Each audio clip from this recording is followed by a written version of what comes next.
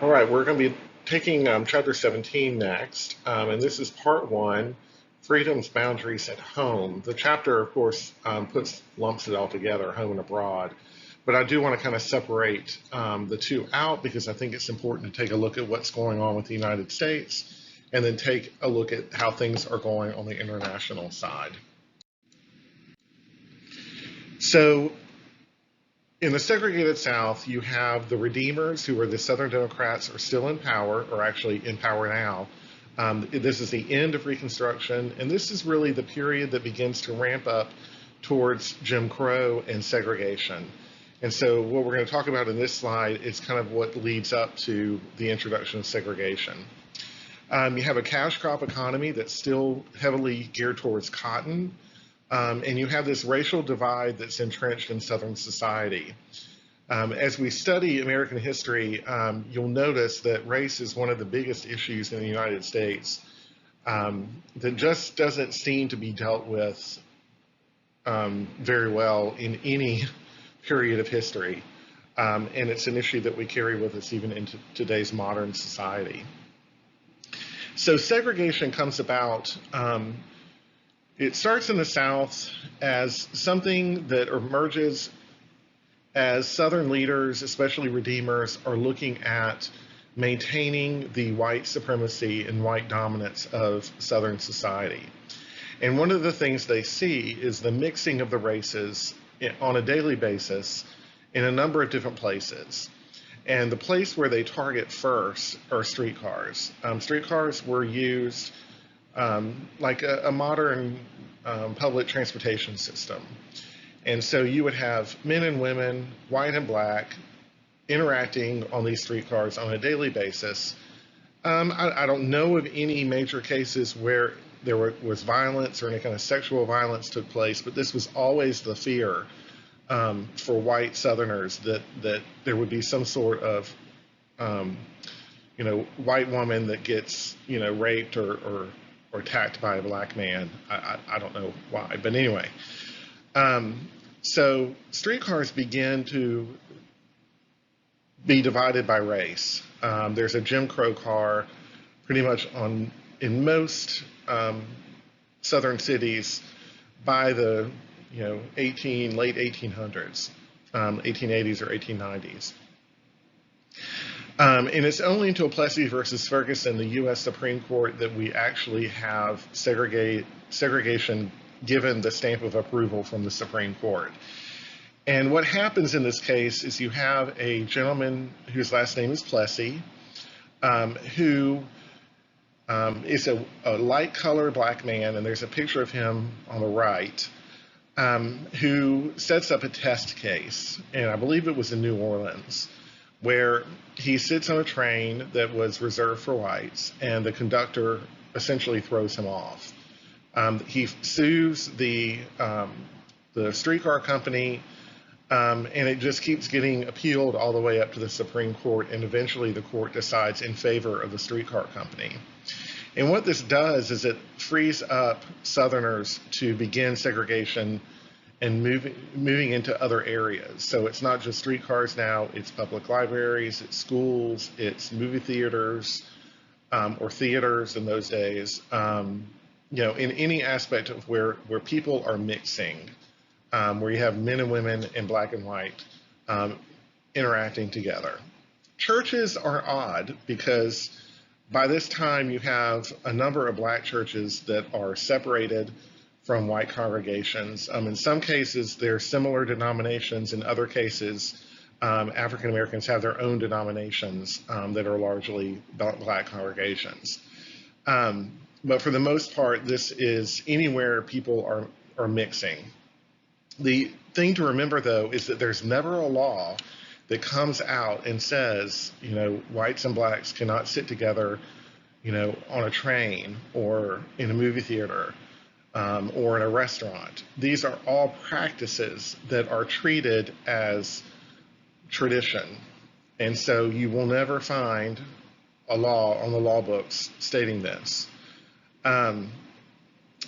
Schools may be a little bit different, and we'll talk a little bit about that. There's a case in 1918 in Florida where Florida rules that white people cannot teach black children and black teachers cannot teach white children. And in St. Augustine, you had the Sisters of St. Joseph, who were white women teaching black children. And the governor enacts the law, or basically arrests the nuns because they were teaching black children. And in that case, you do have legal precedents in a law on the books. But for most of segregation, you don't have that. The other part of segregation is disenfranchisement, basically taking the voting power of African Americans away. And there are a number of different ways to do this. There's the poll tax, which you would pay a small amount, I mean, not really small, but you would pay an amount every year so that you can vote. And the poll tax was applied for the year following the year that you paid it. So in other words, in 2016, if you were paying a poll tax for the national election, you would pay the one for 2020 in 2016. And then the one that you pay in 2020 would be the one for 2024. That's kind of how it worked. The grandfather clauses restricted people to vote based on the status of their grandfather. So if they were free, then they were able to vote. If they weren't free, then they weren't able to vote. Literacy tests not only were about being able to read, but it was also about being able to understand the material. So they would take a portion of the Constitution, either the state Constitution or the national Constitution, and have a person read it, and then they would ask them questions about it. And of course, if you wanted them to vote, they answer correctly. If you didn't want them to vote, then they didn't answer correctly. It's kind of easy peasy. And then we'll talk about other ways. Obviously, violence is a very good way to prevent people from voting. But one final thing on this slide that I want to mention is the promise of the New South. And Henry Grady is really responsible for this image of the New South. He was the mayor of Atlanta, and he talked about the South coming out of the Civil War as re-energized, ready to industrialize, and become really a wealthy part of the country. And it becomes kind of a pipe dream because it never really happens. But one of the things to remember is that in the New South, it's not just Southerners who kind of keep the South in this agricultural and rural predominance. It's also Northerners. Northerners come down to the South. They want cheap labor, they want cheap land, and they know that if they come down and they industrialize the South like it is in the North, everything will become more expensive. And so you don't have a lot of initiatives from local and state governments to industrialize because the money isn't there in the South. Cash is scarce. Credit is where it's at. That's where people they just charge everything. And then they pay it off when the crop comes due. But the main thing is that the North is supplying the credit that the South uses to buy agricultural goods, land, and all of that stuff. So it's not just simply that the South doesn't want to progress, it's that really the rest of the country doesn't want the South to progress either. Because it creates a wealthy opportunity for Northerners with money to come down, buy cheap land, get some cheap labor, and make a bundle, and take all that money up north. As I mentioned, one of the punishments for going outside of the racial boundaries in the South was lynching.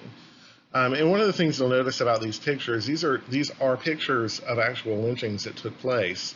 You'll notice children, and you'll also notice that there are only whites that are there. Lynchings became kind of town activities. I don't want to say it's like a picnic, because it certainly is not. It's a horrific thing to do, but towns were very much about reinforcing white dominance, especially in rural areas. And so when a man was lynched, or a woman, because there were plenty of women lynched as well, um, typically these were displays for the entire town, and the town would come out and witness this.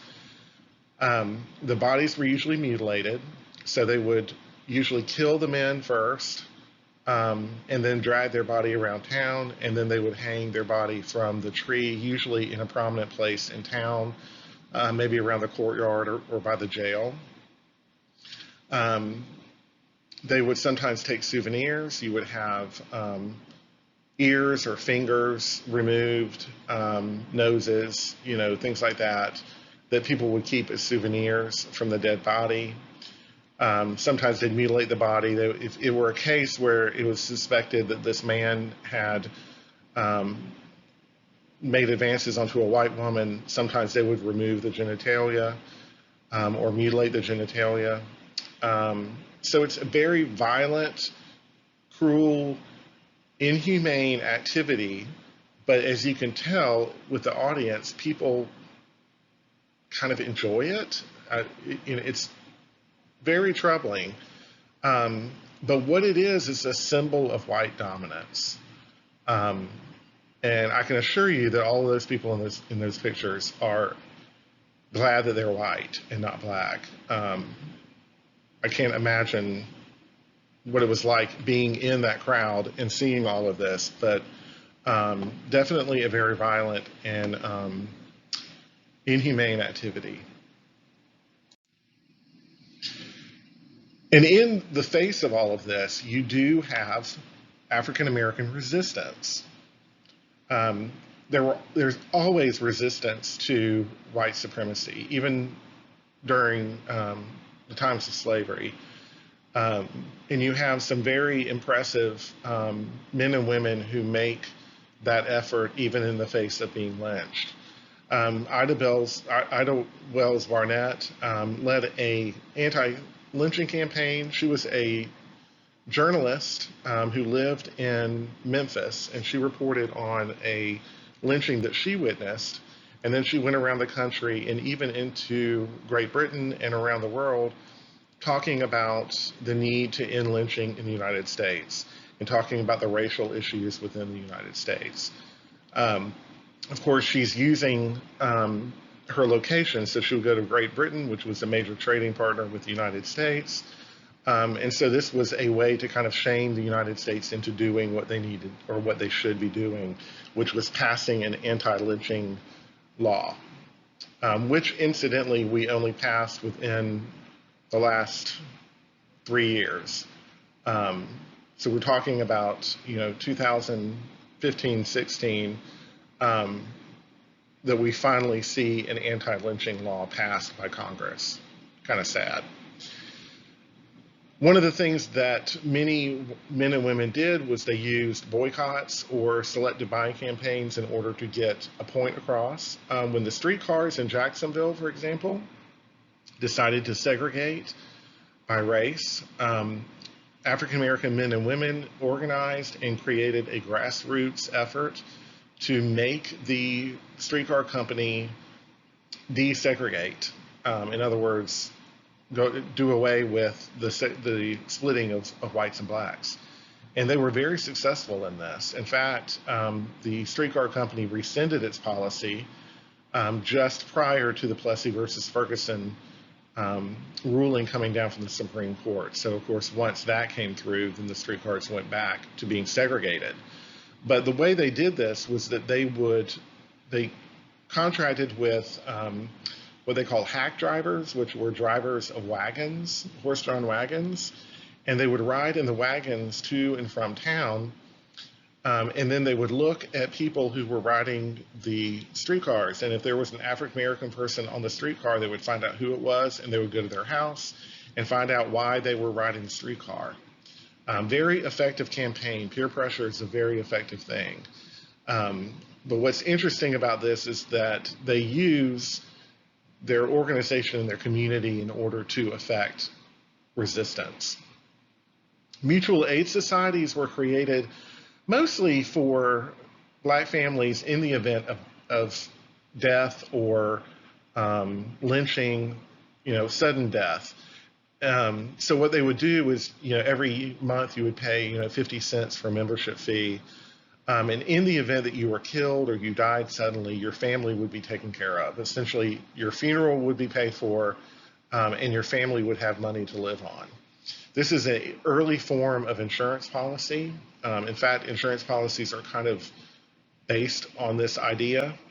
And so you have women's organizations and men's organizations that form that were originally mutual aid societies, but then they kind of grow into different agendas. For example, there's a suffrage group for African American women. The National Association of Colored Women, in fact, raises a lot of money for single black mothers and has daycares where black women who have no husband are able to drop their child off and they can go to work.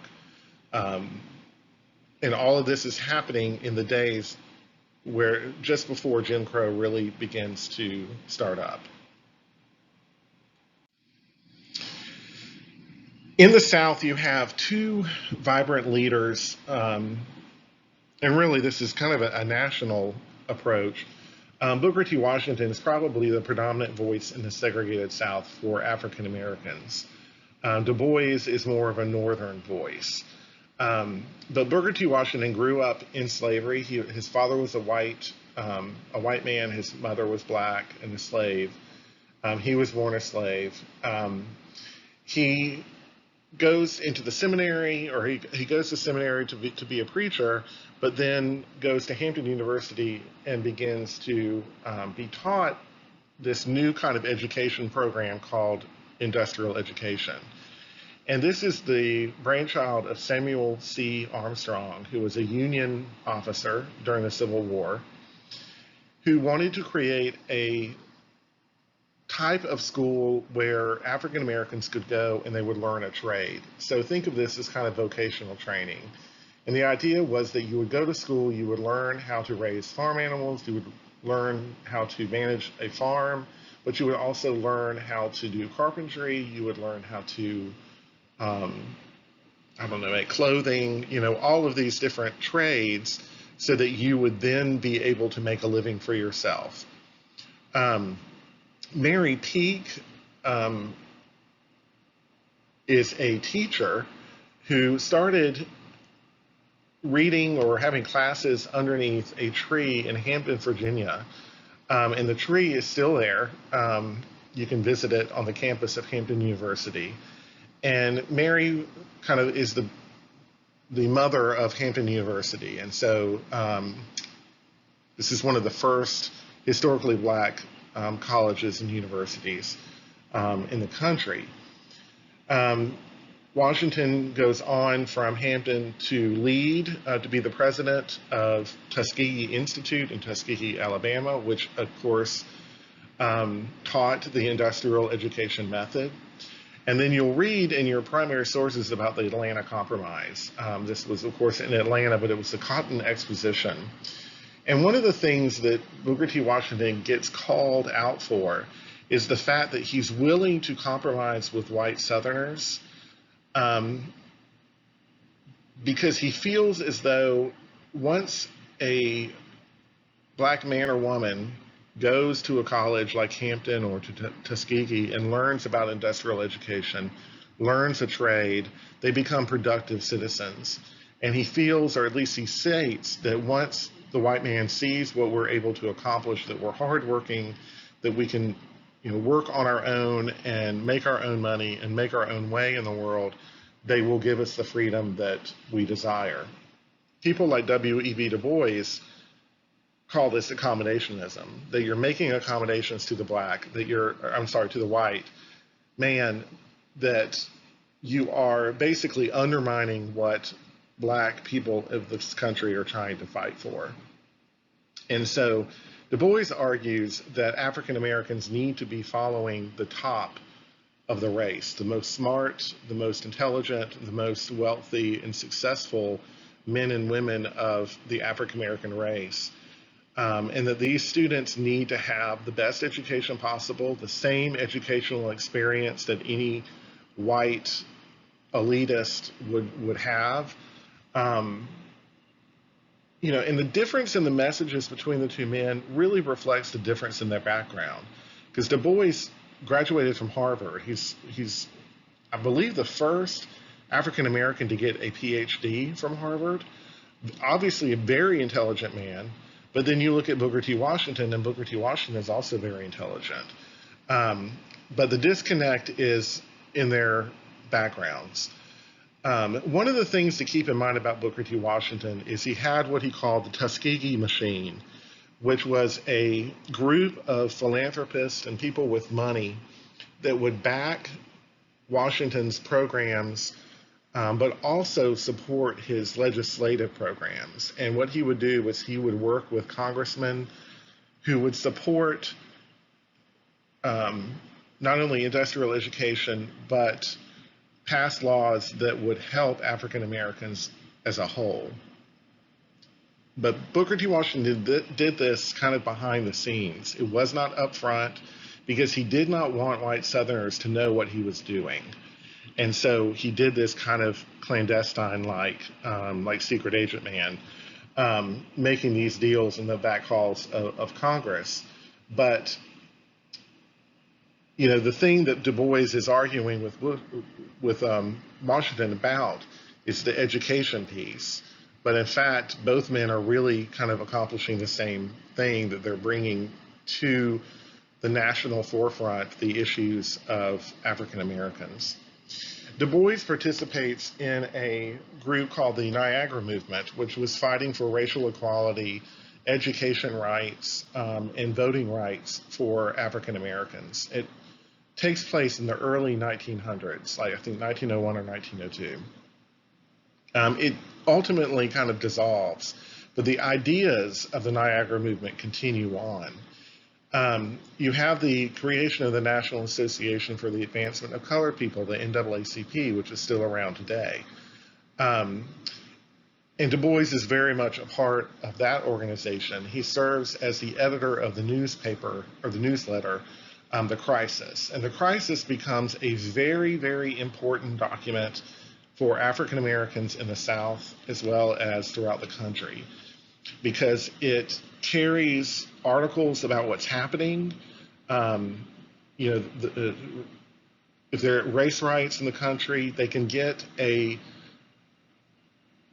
news story that's not telling it from the white perspective, but telling it from the black perspective.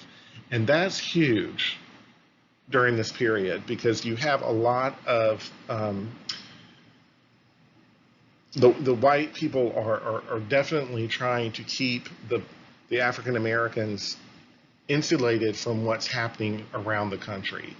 And The Crisis is a great way for African Americans to know what's really going on in the country. In the South, you have the call for white unity. And what we mean by that is, if you look at the picture on the left, there's the unity between the South and the North. The unifying effect, of course, will be the Spanish-American War. But at this point, there are people on both sides saying, you know what, we need to just forget about this war that we had and move forward. Southerners take this a little bit in a different way. They create this kind of mythology of the lost cause. And this is the idea that Southern Confederates were fighting for freedom and for their homeland. The issue of slavery kind of gets whitewashed and kind of swept under the rug.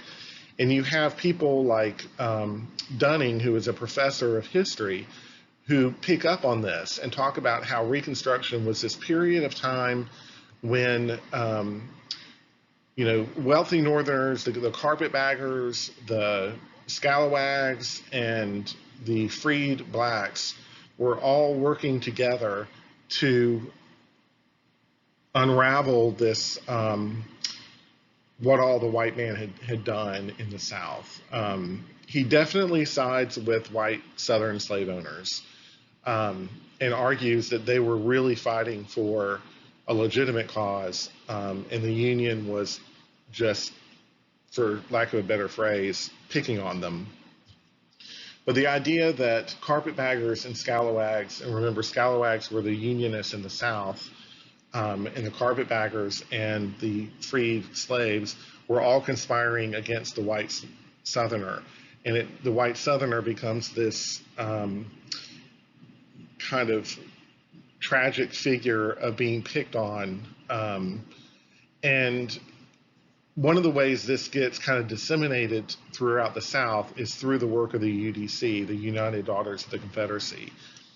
They pick up on this mythology, and so they start building statues, Confederate monuments, all throughout the South. Most Confederate monuments were put up by the UDC, the local chapter usually, but there were some that were put up by private individuals or people who gathered together. For example, the Confederate monument in St. Augustine that's on the plaza was put up by the mothers of the soldiers who were killed in the days just after the war, before the UDC really becomes very strong in the South.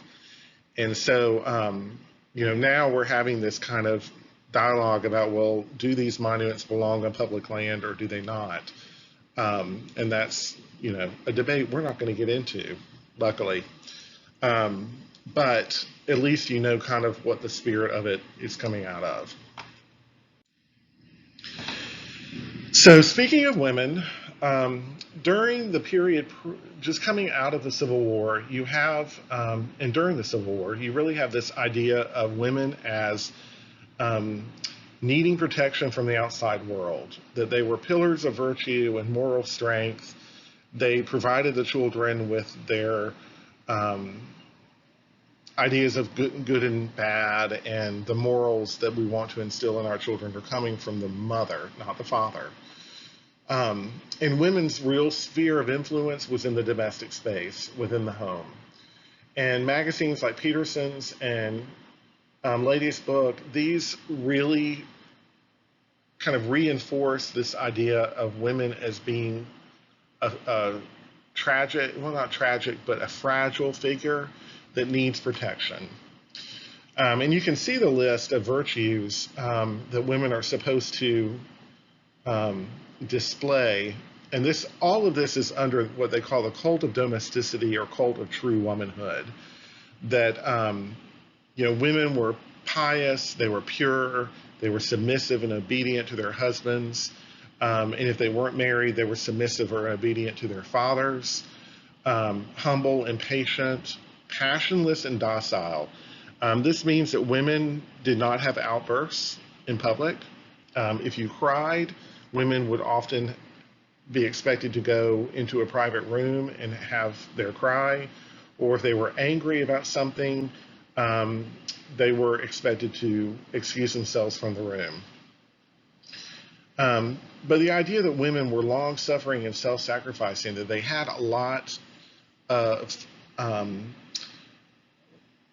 they just had to deal with things, and that was just their lot in life, if that makes sense. Very dependent, and in their image, this kind of physical delicacy. And you can see in the image called Family Devotion, the father's reading, obviously from the Bible. Women were not educated in the sense that they could read and write, but they often did not read anything other than what supported their activities at home. So if they were reading a book about sewing or a book about cooking or food, they would not read anything like,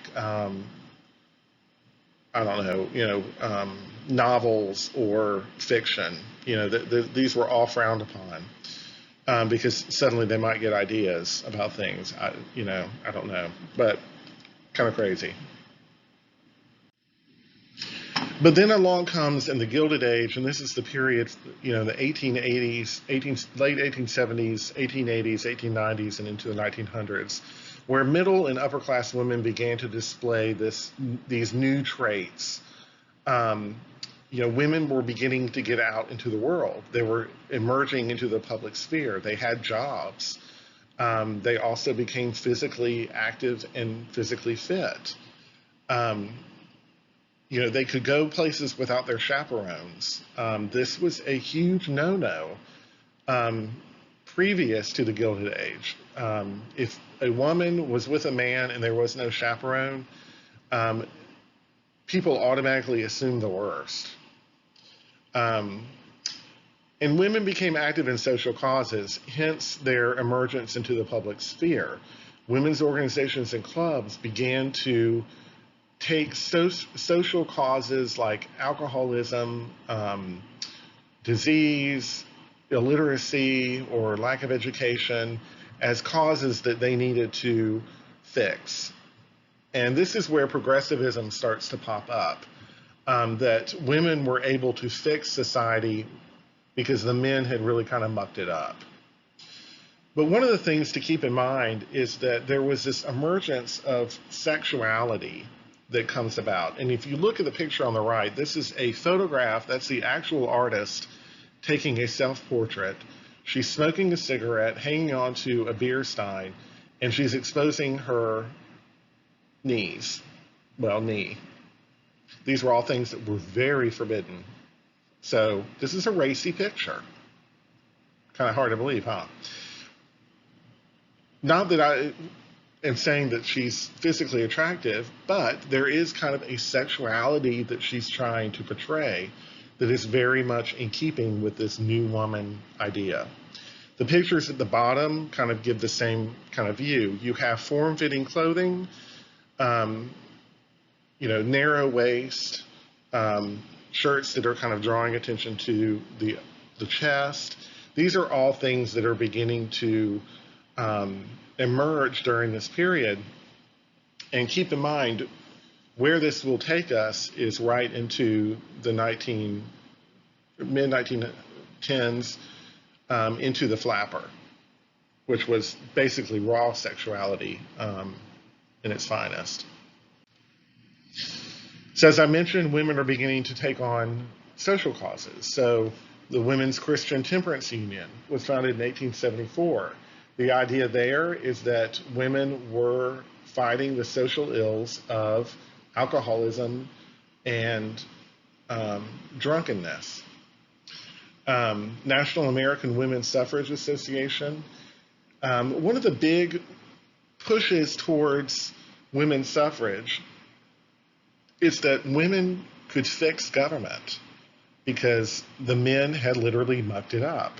So here's a great opportunity for us to clean up the corruption that's in government by having women being able to vote. And that literally is one of the causes that people cite for having women voting. It's kind of nuts.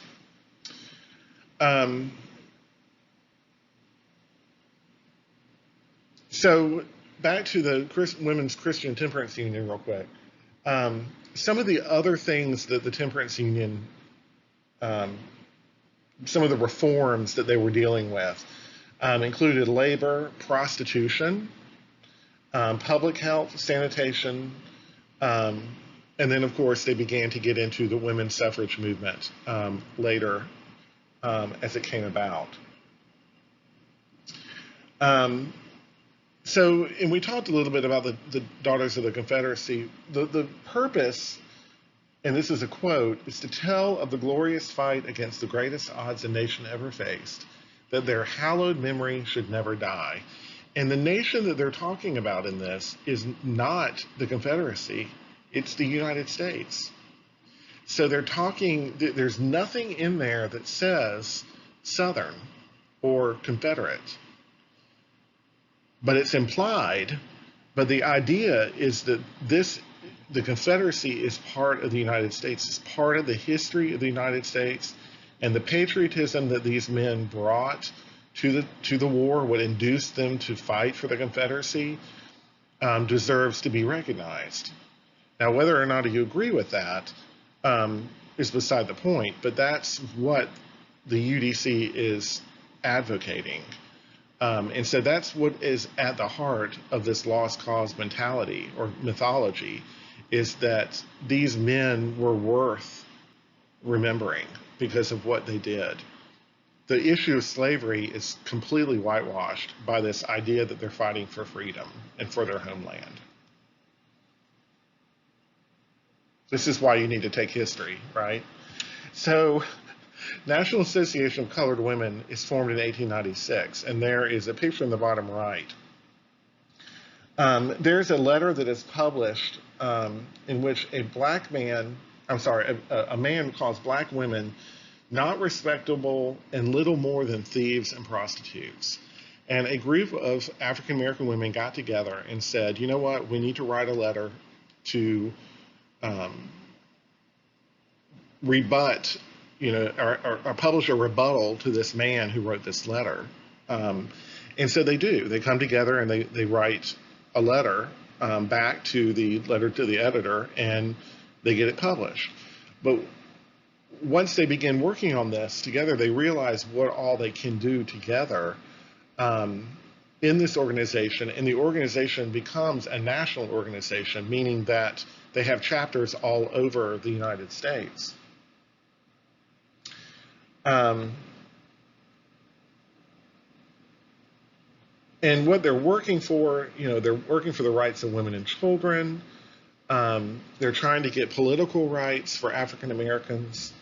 There are any number of agendas that fall under their purview, and they're doing this as a women's organization, and so therefore it has the respectability, at least, as if they were white women advocating for social change.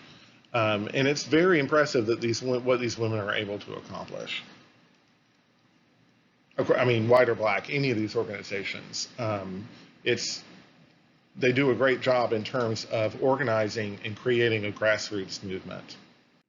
So thinking about what women are doing really within the city and within the urban rural areas, on the more populated areas of the country. Let's switch gears into populism. And populism is largely a grassroots effort by a marginalized group of individuals who share a common series of agendas. So to kind of sum that up in a more intelligent way, these are people who feel like they aren't being represented by the government, and they have something to say, and they want a certain course of action taken. So when you look at these parties on the left-hand side, and all these different organizations, the Greenback Party refers to money. The Grange, we'll talk about in a second. Farmers' alliances are obviously farmers. What concerns do farmers have? Mostly it's getting their crops to market and not paying too much to get them there, i.e., railroads or shipping. Knights of Labor, Union Labor Party, those are mostly associated with industrial reform. Prohibition is anti-alcohol. Anti-monopoly is trying to get rid of the capitalist influence in government. The government is just an extension of the wealthy. So all of these parties are kind of wrapped up into populism. So the Grange begins in New York. It's a rural part of New York in 1868, and it spreads very quickly. And one of the things that's really interesting about the Grange is that they have they take into account the role of women, and women are very much a part of the leadership of the Grange. In this picture in the center, you see there are several women who are sitting in the room. They were actual officers within the Grange. So if you think of it as a club, they weren't necessarily presidents or vice presidents, but they were certainly on, like an executive council or, leadership position. And it was required by the Grange organizing documents, whether it's the Constitution or Articles of Corporation, whatever, that women be a part of the leadership. And so that's something very unusual. But remember what I said about how women were fixing the problems in society. Women were seen as pillars of moral strength and virtue. So by doing this, it kind of elevates the focus of the Grange to not just being a drinking club or something like that, but actually have um, an an action plan in terms of trying to organize these men and women together to accomplish something in terms of making society better. So some of their reform efforts that you can attribute to populism, the Pendleton Act of 1883, the Civil Service Reform, um, this is considered to be a populist reform because it's trying to fix the issue of the political machines. The election of 1884 is known as the Mugwump Revolution. What the heck is a Mugwump? Mugwump is a supporter of civil service reform. They were actual Republicans, but it refers to the fact that these Republicans were trying to kind of purge the party of this patronage corruption. In the election of 1888, you have, second, got to get where, the issues of tariffs and pensions.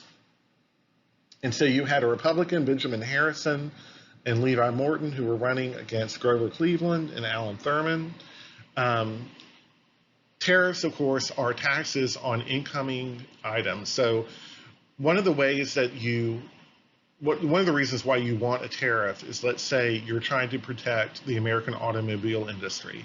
So you put a tariff on foreign cars. One way car companies get around that is like the Japanese. The Japanese started opening car factories here in the United States to avoid the tariff. But that's neither here nor there. So taxes on trade goods. And so really what it is it's protecting American business. And that sounds good, but tariffs usually mean the price skyrockets. The other issue are pensions and currency controls. So the issue of whether or not former Civil War veterans should receive a pension. And then there's also the idea of going off the gold standard. And we'll talk a little bit more about that in a second. But the Sherman Antitrust Act was passed during Benjamin Harrison's presidency, and it prohibited certain business activities that federal regulators felt could be anti-cooperative. In other words, getting rid of monopolies. This, you can imagine, was not well liked by the capitalists and wealthy individuals of the East. So again, we consider this as a populist reform. The bill did recognize that there are sometimes innocent monopolies that emerge where competitors go out of business and there's just one company left by accident. It's not by anybody's, nobody forced the competition out of business, but instead it just kind of happened.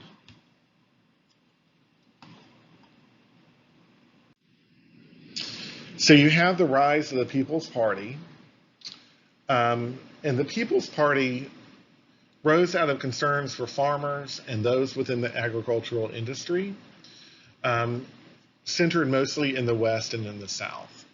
And these men, the party emerges in 1891. In 1892, they have their Omaha platform meeting in Omaha, Nebraska. Essentially what they do is they come out with the People's Party platform. This included financial assistance to farmers, pensions to Union soldiers and sailors. Notice it says Union and not, Civil War or both Union and Confederate. It's strictly Union. Direct election of senators, single terms for president and vice president, the use of the referendum and the use of the secret ballot, nationalization of railroads, telegraph and telephone systems, graduated income tax, and postal savings banks, and free and unlimited coinage of silver. So all of these issues are wrapped up in this Omaha platform. So what is the direct election of senators? Keep in mind, in the past, senators were elected by state legislatures. This was how the Constitution originally wanted it done, was that if you were running for Senate, then you would go to your state legislators and campaign rather than go door to door. Once they passed that amendment, I believe it's the 17th Amendment, and senators are now elected by the people, that was a populist reform as well. So I don't want to get too much into metalism and what silver and all of this is, but I'm just going to put it to you this way. America had gone off the gold standard,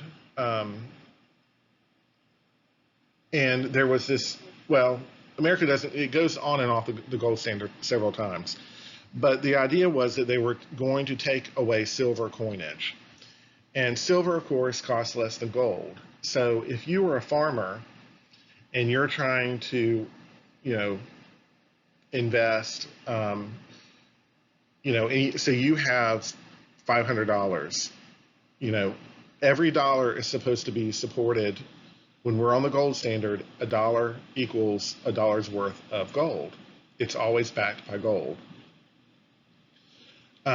Because gold was so expensive, the value of the dollar was higher. With silver allowed for a cheaper version of coinage. And so that's what farmers and why the populists supported the Silver Purchase Act, the use of silver in coinage. And that's why William Jennings Bryan at the Democratic Convention before the election of 1896 stands up and says, "You cannot crucify me on a cross of gold," because he was advocating for the use of silver for coinage. And that's a very populist, that's an anchor in the populist platform. So anyway, that's all we're going to talk about with metal, because it gets very complicated and it's just not worth it. Alrighty, so we have the McKinley Tariff in 1890, which gets amended in 1894. The Dingley Tariff in 1896 was one of the highest in American history and also one of the longest running tariffs. So the McKinley Tariff, William McKinley led the Republican Party in this protective tariff. As I said, tariffs are taxes on incoming goods. And so what he was trying to do was protect American businesses and corporations.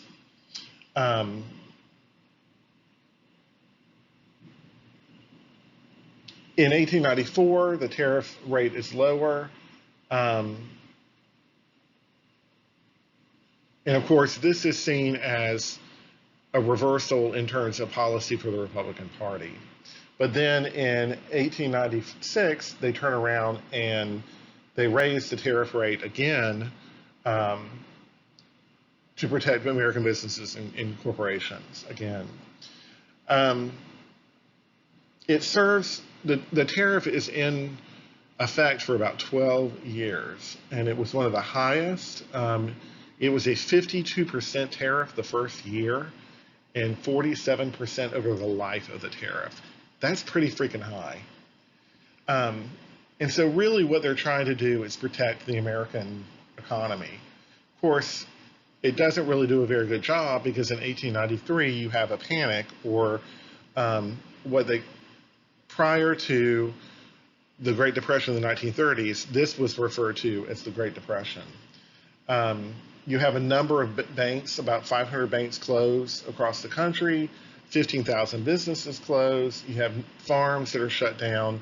So this is a great deal of economic trouble. And